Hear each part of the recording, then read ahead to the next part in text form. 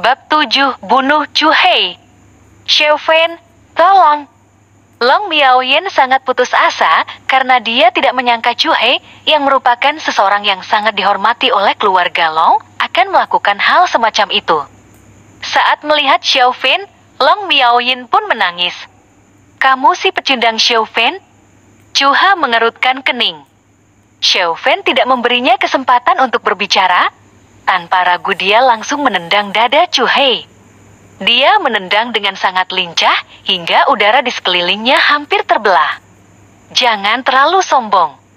Chu Ha berkata dengan dingin dan mengangkat tangannya untuk melawan. Menurut pandangan Chu Hei, Xiaofen hanya berada di dunia sihir, sementara dia sudah berada di dunia Qi yang membuatnya semakin percaya diri untuk menghina Xiaofen. Akan tetapi, hal tak terduga pun terjadi. Apa? Chu Ha terkejut. Saat telapak tangannya menyentuh kaki Xiaofen, dia merasakan ada sesuatu yang aneh. Xiaofen menunjukkan kekuatan yang sangat dahsyat. Momentum seperti itu tidak akan bisa dilakukan oleh orang biasa yang ada di dunia sihir. Chu Ha terlalu lengah, sampai-sampai dia ditendang dan terdorong mundur lebih dari 10 meter hingga mengenai sudut ranjang. Chu Hei menangkis tendangan Xiaofen, telapak tangannya menjadi mati rasa dan lumpuh untuk beberapa saat. Tanpa memedulikannya, Xiaofen berjalan ke arah Long Miaoyan dan berbisik. Jangan khawatir.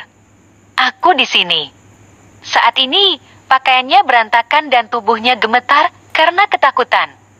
Xiaofen melepas jubah merahnya dan memakaikannya kepada Long Miaoyan. Kemudian, Xiaofen pun berbalik dan menatap Chu Ha dengan dingin. Pecundang. Beraninya kamu melawanku. Chu Hei mengutuk keras. Meskipun dia terkejut, dia tidak boleh menunjukkannya.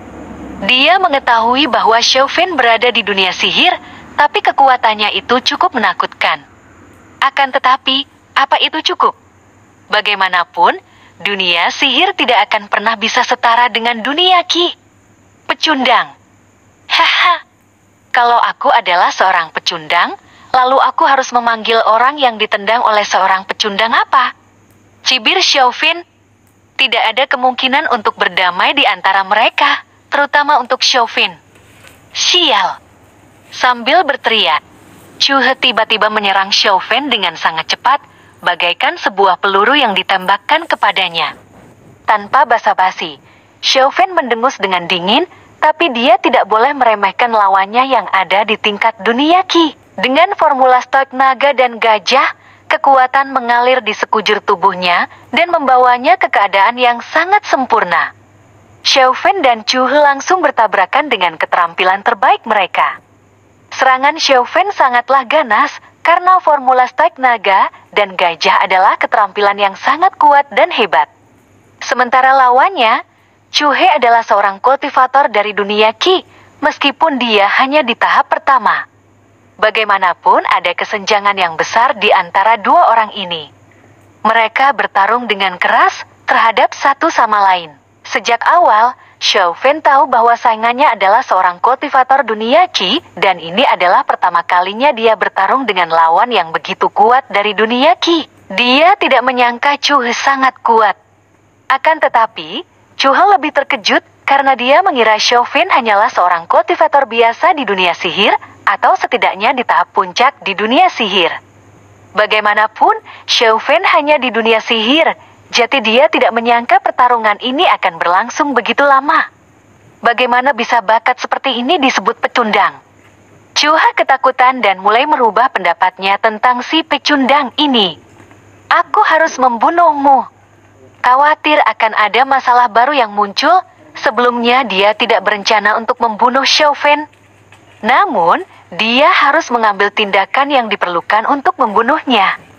Dia menyadari betapa tangguhnya Xiaofen, takut akan ada pembalasan dendam jika suatu hari nanti Xiaofen menjadi lebih kuat. Sekarang Xiaofen hanya berada di dunia sihir dan bisa setara dengannya.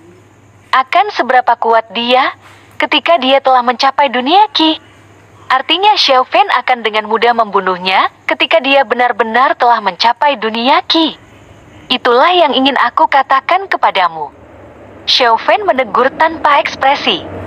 Berkali-kali keduanya terluka oleh satu sama lain, tapi tidak ada yang terluka parah. Chu He melangkah mundur untuk menghindari pukulan Xiaofan.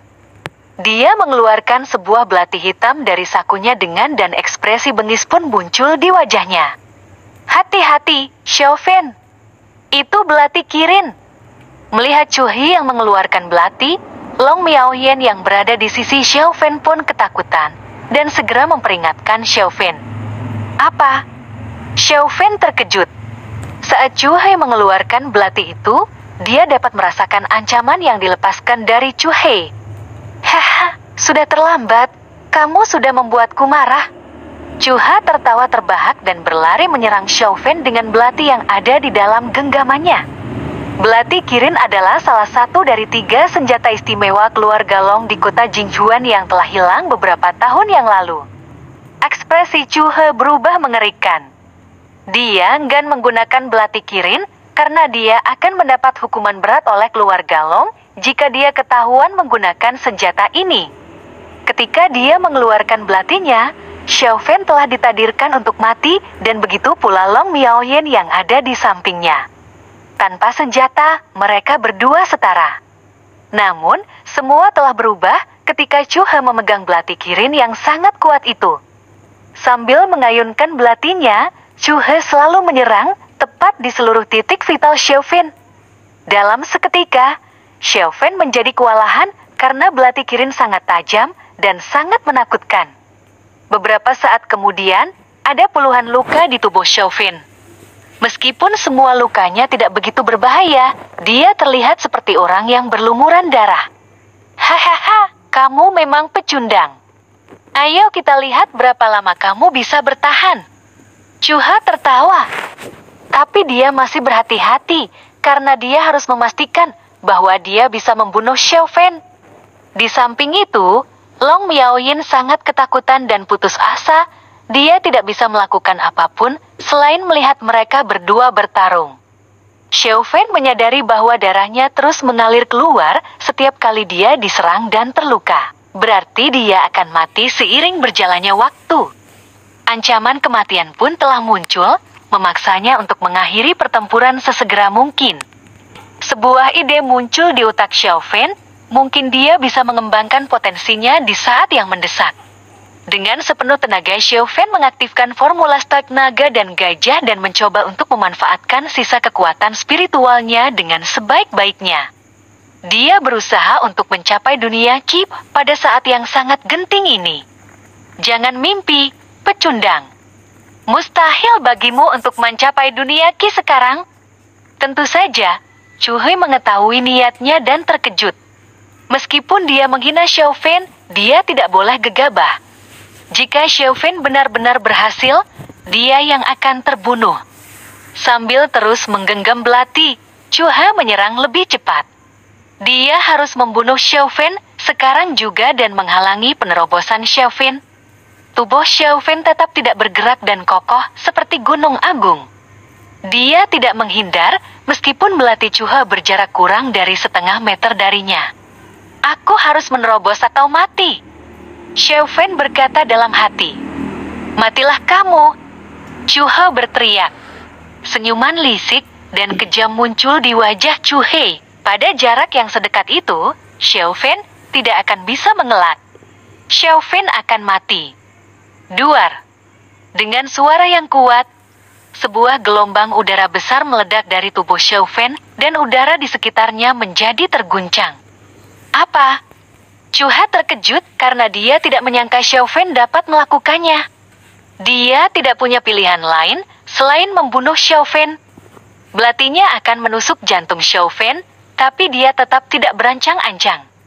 Xiaofan harus mati, tidak peduli apakah dia telah menerobos atau tidak.